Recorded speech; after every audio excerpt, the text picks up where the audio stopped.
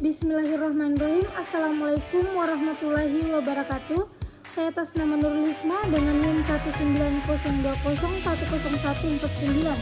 Saya akan menjelaskan materi blended learning yang terdiri dari 6 subbab. Yang pertama yaitu definisi blended learning. Kemudian yang kedua, konsep blended learning. Yang ketiga, manfaat blended learning.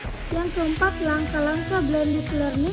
Yang kelima, karakteristik blended learning. Dan yang terakhir, kelebihan dan kekurangan blended learning. Baiklah, langsung saja. Subbab yang pertama yaitu definisi blended learning. Blended learning adalah sebuah metode pembelajaran yang menggabungkan antara pembelajaran langsung dengan pembelajaran tidak langsung atau mandiri yang bisa dilakukan kapanpun. Kemudian, pengertian metode pembelajaran blended menurut beberapa para ahli. Yang pertama, menurut Graham menjelaskan tentang blended learning dalam pengertian yang lebih sederhana. Dia menjelaskan bahwa blended learning merupakan sebuah pembelajaran yang memadukan antara pembelajaran online dengan offline atau tradisional. Kemudian yang kedua, menurut Moza, blended learning adalah perpaduan antara dua unsur utama. Kedua unsur tersebut yaitu belajar di kelas dan online atau pembelajaran dengan memanfaatkan jaringan internet dan berbasis website. Selain itu, terdapat beberapa teknologi media yang diterapkan, misalnya email, streaming video, kelas virtual, dan sebagainya. Kemudian yang ketiga, menurut Dwi Yogo menjelaskan jika model pembelajaran blended learning merupakan pembelajaran yang sifatnya gabungan atau campuran. Metode ini hadir dengan mencampurkan antara pembelajaran tatap muka dengan pembelajaran yang berbasis teknologi. Para siswa juga bisa mengakses dan mengikuti pembelajaran tersebut baik secara online atau offline. Kemudian, model pembelajarannya mempunyai kesamaan dengan e-learning. Sebab yang kedua yaitu konsep blended learning. Konsep blended learning merupakan sebuah metode yang bisa diterapkan di perusahaan atau kepada orang yang sudah bekerja, yakni melalui pelatihan atau pengembangan kapasitas sumber daya manusia. Perusahaan atau organisasi yang dimiliki pendekatan untuk blended learning sama halnya mengidentifikasi proses mewujudkan tujuan dan sasaran perusahaan. Strategi ini harus melangkah lebih dalam belajar dengan penyesuaian untuk meningkatkan kinerja tim tertentu seperti layanan pelanggan. Konsep blended learning dalam program pelatihan menerapkan learning management system. Blended learning tersebut memadukan model gaya belajar secara tatap muka dengan pelatih dan pembelajaran mandiri. Pelaksanaan model gaya belajar secara tatap muka dengan pelatih bisa dilakukan melalui webinar atau video konferensi, sehingga pelatihan akan dapat dilakukan lebih mudah karena waktu dan tempat proses pelatihannya dapat disesuaikan. Sebab yang ketiga yaitu manfaat blended learning. Ada beberapa manfaat yang bisa kita peroleh dengan menerapkan metode blended learning ini. Yang pertama yaitu lebih fleksibel. Tujuan menerapkan metode blended learning adalah agar pembelajaran menjadi lebih fleksibel. Tentu saja ini berbeda jika kita bandingkan dengan pembelajaran tradisional. Pada metode ini memungkinkan para peserta didik agar bisa belajar sesuai kecepatannya sendiri. Yang kedua, hasil belajar yang efektif. Gabungan berbagai metode pengajaran dari blended learning sudah terbukti mampu meningkatkan hasil belajar para peserta didik. Misalnya, berdasarkan sebuah penelitian, peserta didik yang duduk di bangku SD dan menerapkan blended learning Core 5 untuk pembelajaran bahasa Inggris menunjukkan hasil yang positif. Terdapat peningkatan terkait pencapaian membaca peserta didik hingga 20%. Kemudian yang ketiga, meningkatkan interaksi dan keterlibatan peserta didik. Nah, sekarang banyak peserta didik yang sudah tidak asing dengan teknologi. Mereka memanfaatkan teknologi tersebut setiap hari. Maka dari itu, dengan memanfaatkan teknologi ketika belajar akan membuat mereka cenderung lebih mudah untuk terlibat di dalam aktivitas pembelajaran. Kemudian, yang keempat, mampu meningkatkan kepuasan belajar. Metode pembelajaran gabungan juga terbukti mampu meningkatkan kepuasan para peserta didik terkait pembelajaran serta hasil belajar yang mereka dapatkan. Hal ini karena sejak awal mereka sudah memahami seperti apa alur pembelajarannya. Para peserta didik tersebut memahami apa yang diharapkannya, sampai syarat untuk bisa mencapai tujuan maupun tugas akhir. Kemudian yang kelima, partisipasi peserta didik menjadi lebih aktif. Dalam pembelajaran berbasis offline atau tradisional, peserta didik cenderung pasif ketika mengikuti pembelajaran. Salah satu alasannya karena pembelajaran yang berlangsung di kelas bersifat teacher center atau berpusat pada guru. Nah, di sisi lain, kepasifan tersebut cenderung jarang kamu temukan pada blended learning. Peserta didik cenderung aktif dan berpartisipasi dan mengikuti kegiatan pembelajaran. Kemudian yang keenam, menghemat biaya serta waktu. Nah, model pembelajaran campuran memungkinkan guru serta peserta didik untuk lebih menghemat waktu serta biaya. Maksudnya, guru bisa menghemat pemakaian kertas karena aktivitas pembelajarannya dapat terlaksana secara paperless.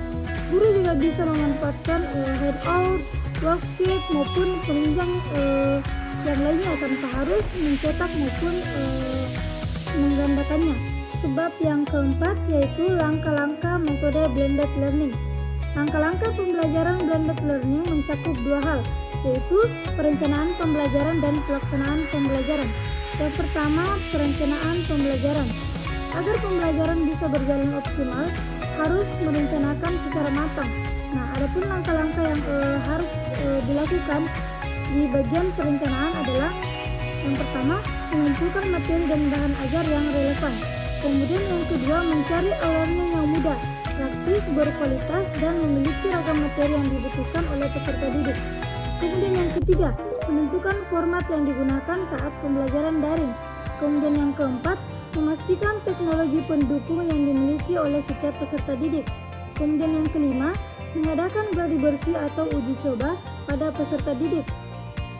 Kemudian yang keenam, memberikan sosialisasi pada peserta didik terkait pembelajaran blended.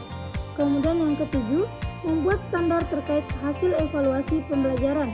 Nah, evaluasi tersebut berkaitan dengan antusiasme serta respon peserta didik dalam mengikuti pembelajaran. Kemudian yang kedua, pelaksanaan pembelajaran. Nah, pelaksanaan pembelajaran tak kalah penting untuk diperhatikan. Adapun langkah-langkahnya, yang pertama yaitu memilih metode mengajar yang tepat saat menyampaikan materi pembelajaran sehingga lebih mudah diterima oleh peserta didik. Kemudian yang kedua, kegiatan pembelajaran harus berlangsung secara serius agar pembelajaran tatap muka maupun daring bisa membuahkan hasil yang signifikan. Kemudian yang ketiga, bahan ajar yang digunakan di kelas dan daring harus dibedakan. Saat daring, bahan ajar peserta didik haruslah bersifat mandiri karena semua materi bisa diakses melalui perangkat teknologi masing-masing. Kemudian yang keempat, membuat alokasi waktu sesuai proporsinya. Misalnya, ibu guru menjadwalkan 50% tatap muka dan 50% daring atau 75% tatap muka dan 25%. Nah, dari alokasi waktu yang telah ditetapkan, ibu guru bisa membandingkan proporsi manakah yang sesuai untuk diterapkan. Sebab yang kelima yaitu karakteristik blended learning. Adapun beberapa karakteristik blended learning, yang pertama yaitu menggabungkan beragam cara penyampaian. Karakteristik yang pertama ini menggunakan antara beragam model pembelajaran yang sifatnya konvensional atau offline dengan pembelajaran online. Sebenarnya ini bukan metode baru, melainkan menjadi sebuah pelengkap dari metode belajar daring e-learning. Di dalam pembelajaran gabungan ini, yang menjadi fokus utamanya yaitu pelajar diharapkan mampu belajar secara mandiri. Nah, mereka juga harus memiliki tanggung jawab dalam mengikuti pembelajaran serta menyelesaikan apa yang menjadi tugasnya. Kemudian, yang kedua, kombinasi pengajaran secara langsung. Metode blended learning juga merupakan pembelajaran yang berbasis komputer. Itu artinya dalam menerapkan harus memanfaatkan pendekatan teknologi dengan mengkombinasikan berbagai sumber belajar tatap muka. Untuk media yang dipakai yaitu telepon seluler, komputer, video conference, dan sebagainya. Kemudian yang ketiga, perpaduan antara cara mengajar dan gaya pembelajaran efektif.